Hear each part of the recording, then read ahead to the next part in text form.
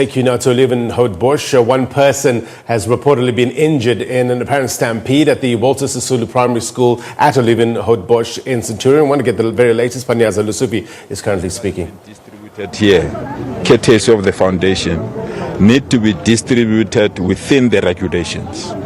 That anything outside the regulations need to be eliminated and be eliminated fast. Because we can't tolerate the way the situation is outside, where everyone feel they can just come here, collect the food. So the discussions that we had with the leadership of the church and the leadership of the community is that we'll manage the situation. There are proposals that are on the table. One, that because we know who has registered, it will be better to then go and deliver this food door to door, house to house. But that on its own has logistical difficulties because you can't just do it overnight.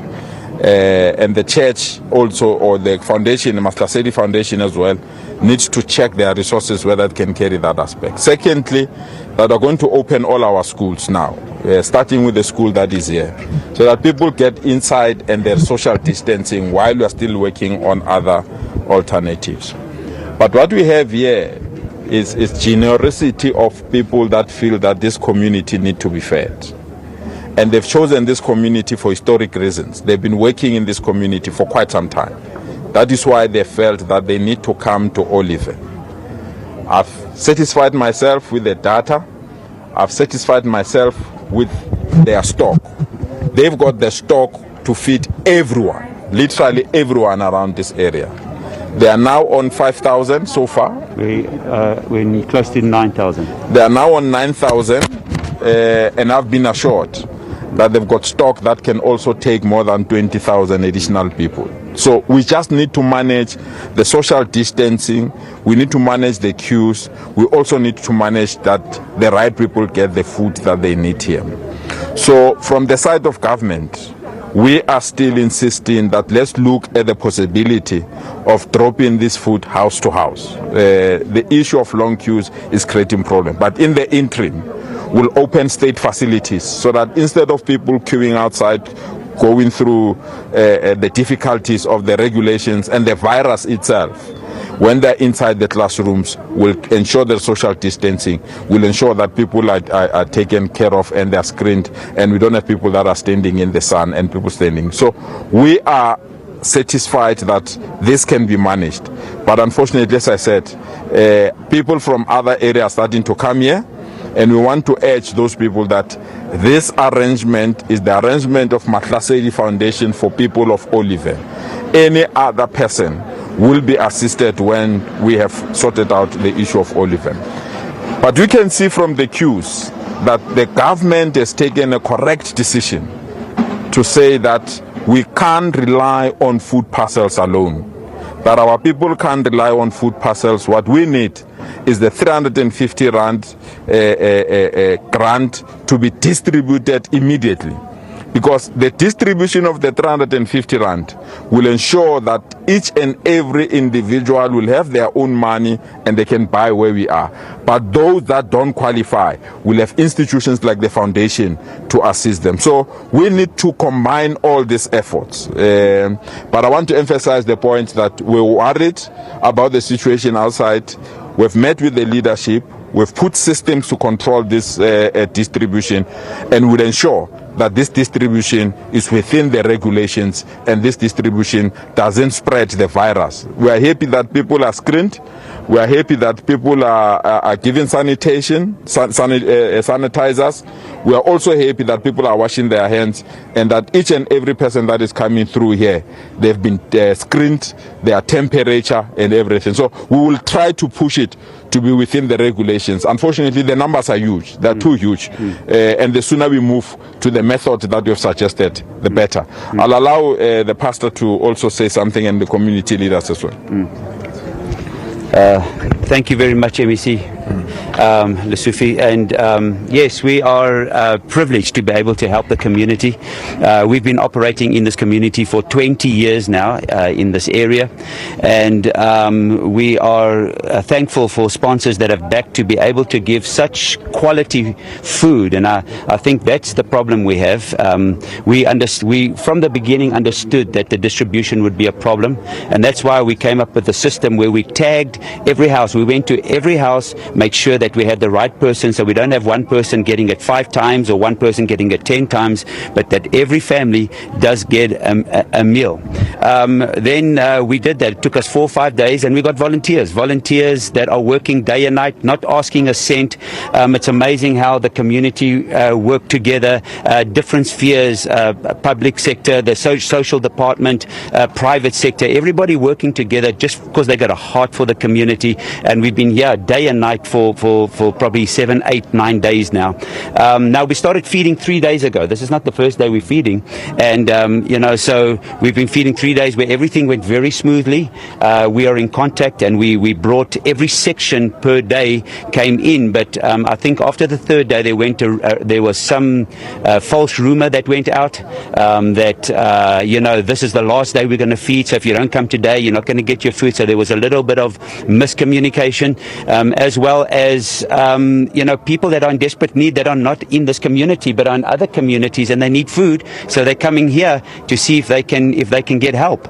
So yes, there is a plight in the country, and we're doing the best we can, and I'm thank you for the MSC that took his time to come out and to come and help us, and we're busy brainstorming to come up with a solution, because it's not acceptable. Even though every person that comes in, we take their temperature, everyone is screened, we've got social distancing as far as we can, and we had that the first 3 days, but obviously it was a little bit of chaos this morning, which already you can see it has been dispersed, and already you can see it's like 100 times better than it was. And that's what we do as a community. You see, when we stand together, we can conquer.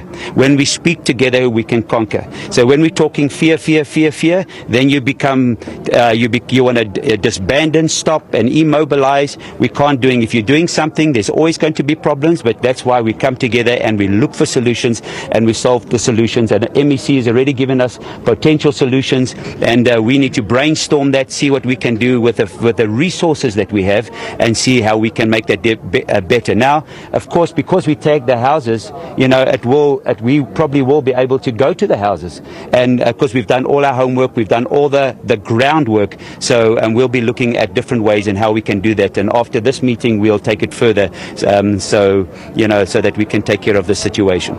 Thanks. Let's allow the community leadership as well. Thank you, MEC. Let me start by apologizing for my voice. Yes, your favorite team, MEC. Let me start apologizing for my voice. For the past 9 days, we've been on the ground. We've been shouting social distance throughout the time. Let me then go further to thank the Mahlasedi Foundation for the wonderful gesture that they've given for the community of Olievenhoutbosch to donate over 30,000 food parcels to more than 30,000 households in the community of Olievenhoutbosch. So we thank that gesture. Thank you to Pastor Bert Pretorius in that regard, and the collective at the church. Also, would like to thank government, Department of Social Development, for the support that they've given this project thus far, and continue to give with the advices that we've received from the MEC. We will take that into consideration and continue to carry out the responsibility that we've been given as leadership of this community to ensure that these food parcels are received by the necessary beneficiaries, the deserving beneficiaries of this. So that is our task as leadership, to ensure that. Furthermore, I would like to thank over 300 volunteers that we have requested from day one to come and ensure that this particular project becomes a success. They've done this on empty stomachs. They were leaving 12 o'clock midnight to ensure that every household is captured on the system. They're leaving every day, having made sure that every household that was meant to receive food on that particular day received the food parcel. And this is how this was done. the leadership, together with Mahlasedi Foundation, have come to a clustering of extensions with the numbers that we have per extension, knowing that they will receive the necessary food parcels, and with the required number of volunteers to be able to maintain social distancing throughout. So this process has been underway for 3 days now, as the pastor earlier on mentioned. It's been going on smoothly for the past 3 days. However, a situation started developing last night where people from all corners of Olievenhoutbosch and possibly elsewhere outside Olievenhoutbosch started descending upon Olievenhoutbosch. We've been on regular contact with the South African Police Services to ensure that that situation, whatever it was, order is maintained throughout that time. This morning when we woke up at around 3:30 in the morning, we had about 20,000 people on the streets. However, with the capable leadership that we have at the back here, we have managed, through the support of the South African Police Services and the Metro Police, have managed to put the situation under control. I must assure the MEC that the situation is currently under control.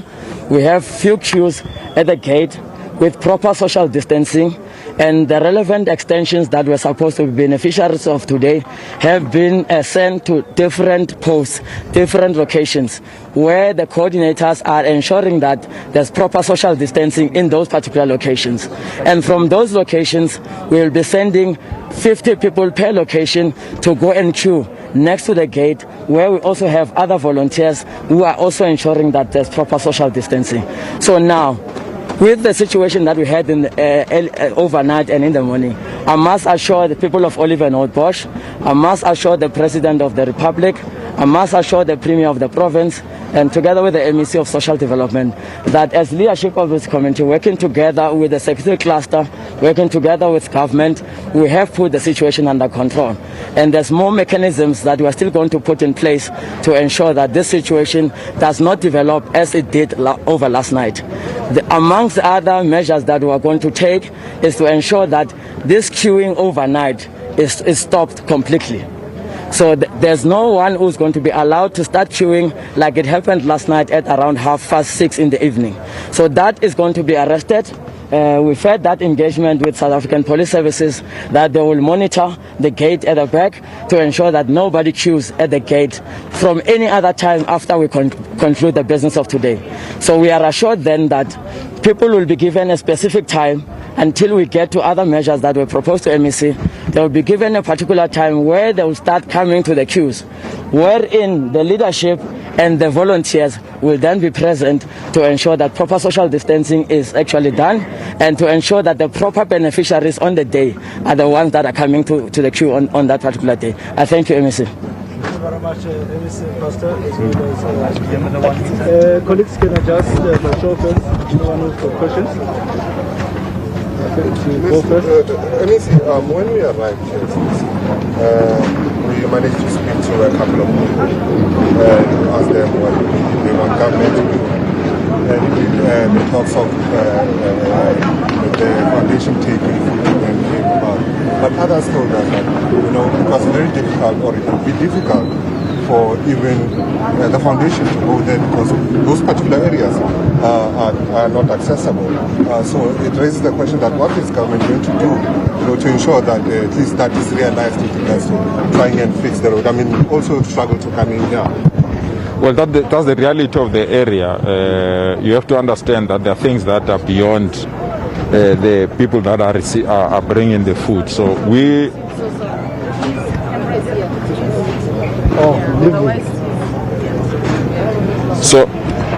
So that's the part you are saying, let's check together with the municipality as well as the provincial government, how best can we clear things so that it makes things easier for them to go to their houses. It's going to be a combination of various systems where indeed they can't get in.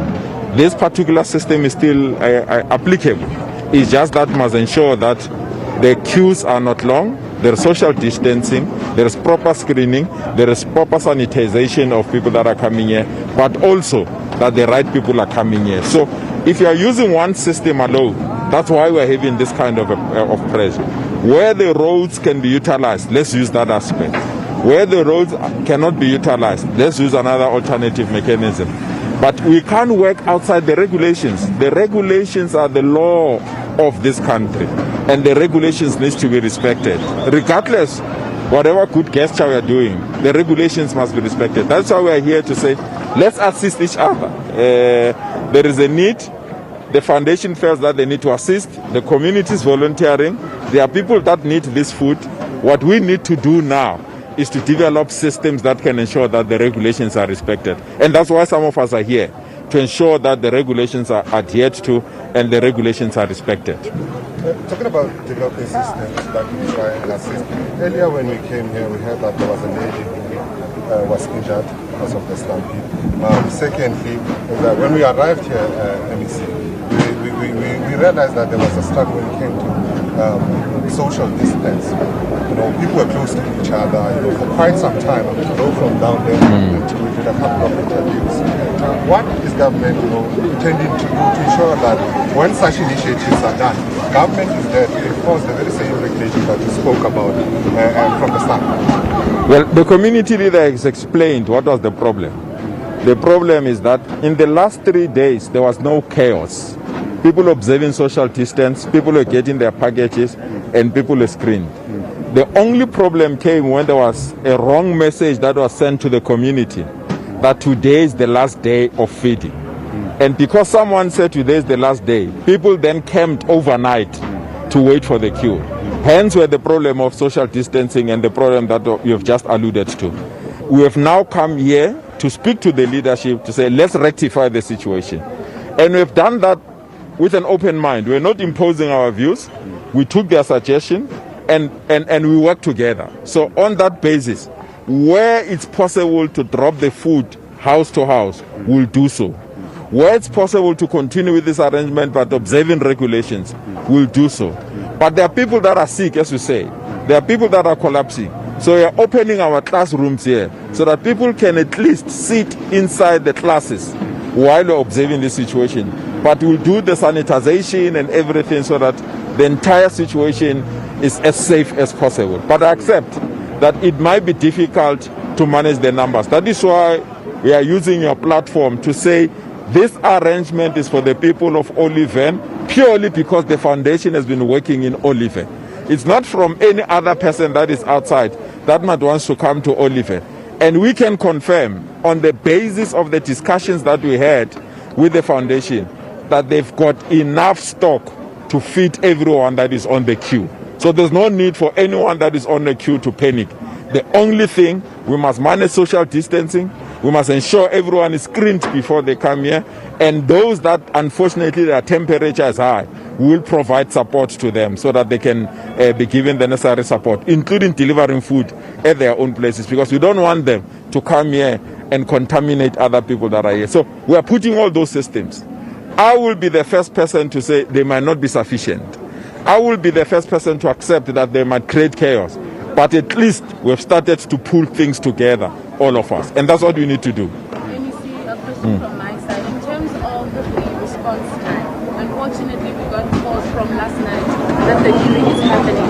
Isn't there some form of centralized communication amongst the police patrolling around those times as well as government about this possible hazard before the people come in? Why such a delay? As I said, the system they are using, I must be honest, it's even far better than government system. They've gone each and every house and they've registered everyone and they've given somebody a tag. Do you have that copy of a tag? They've given somebody, every family house, a tag. And on the basis of that tag, they know who they're giving food. They've got the ID number, they've got the address, they've got the number of people that are in their house. So on the basis of this particular tag, they also have phone number. So they can phone and tell people this is not true. Come at the time that is allocated to you. Because when they give you this tag, they also indicate when can you come, the day that is allocated for your own area. It's just unfortunate. With misinformation, people panicked and everyone came here thinking today is the last day. And I want to emphasize, today is not the last day. Let's adhere to the sections that have been allocated dates, and people must come on those particular dates. But when they come here, they must know there are regulations that are in force in this country. And those regulations must be respected. anyone who does not respect those regulations and anyone who undermines the system that they put in place, unfortunately, they might end up not having the food parcel, because we can't risk the lives of our people for a food parcel. We can't risk the lives of people of this country for a food parcel. But we'll cooperate to ensure that the food parcel is distributed with dignity and is distributed within the safety networks that we've established as government. And that's the reason why we really believe we must work together. So was the department notified that this distribution of such a large scale was going to take place here? The entire system, from the police, the department, local government, everyone was notified. As we said, the first 3 days there was order. The only problem became last night. If the disinformation didn't go out last night, will not all of us be here by now? Because there was proper allocation and there was proper management. But now that we've agreed on future distribution, we really believe the situation will be controllable. Thank you very much, colleagues. Thanks. Apparently, ENSA fellows have arrived. Thank you. Right, that was the acting social development MEC in Gauteng, Panyaza Lusufi, giving us an update with regards to the distribution of these food parcels. Now, we're told nationally that 58,000 households and about 250,000 people have already started receiving their food parcels.